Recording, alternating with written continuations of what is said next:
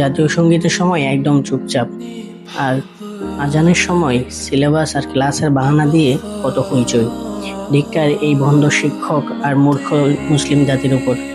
ডিগ্রিজারি জাহিলিয়াত এবং আমাদের পাঙ্গু মানসিকতা। আজকে তথাকথিত আধুনিক শিক্ষা ব্যবস্থার দিকে তাকালে বুকটা ফেটে যায়। অদ্ভুত এক দ্বিধাচারিতা আর ভণ্ডামির মধ্য দিয়ে যাচ্ছে আমাদের সমাজ। অনেক স্কুল কলেজে দেখা যায় জাতীয় সঙ্গীতের সময় পুরো ক্যাম্পাসকে একেবারে নিস্তব্ধ করে দেওয়া হয়। কেউ একটা কথা বলতে আসলেও তার মুখ চেপে ধরা হয়, যেন আকাশ ভেঙে পড়বে।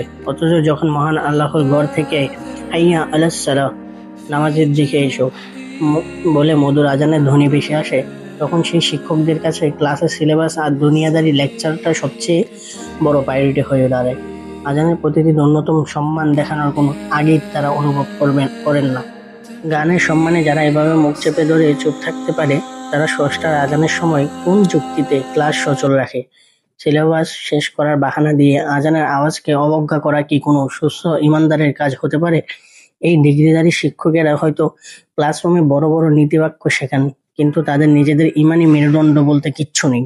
এরা ডিগ্রির পাতায় শিক্ষিত হতে পেরেছে ঠিকই, কিন্তু হেদায়েত আর সাধারণ বোধ শক্তি থেকে বহু দূরে রয়ে গেছে। একটা দেশের জাতীয় পতাকাকে বা জাতীয় সঙ্গীতকে সম্মান জানানোর চেয়ে সৃষ্টিকর্তার ডাকের সম্মান কি অনেক কম?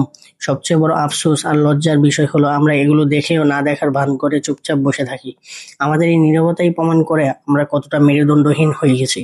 ধিক্কার জানাই এই ভণ্ড নীতিহীন শিক্ষক সমাজকে আর ঘুমিয়ে থাকা এই মূর্খ মুসলিম জাতিকে। আসুন দুনিয়াবী শিক্ষার অন্ধ অনুকরণ ছেড়ে আগে নিজের ইমান আর ইসলামকে সম্মান দিতে শিখি। স্রষ্টাকে ভুলে যে জাতি কেবল সৃষ্টির পিছনে ছোটে, তাদের পতন অনিবার্য।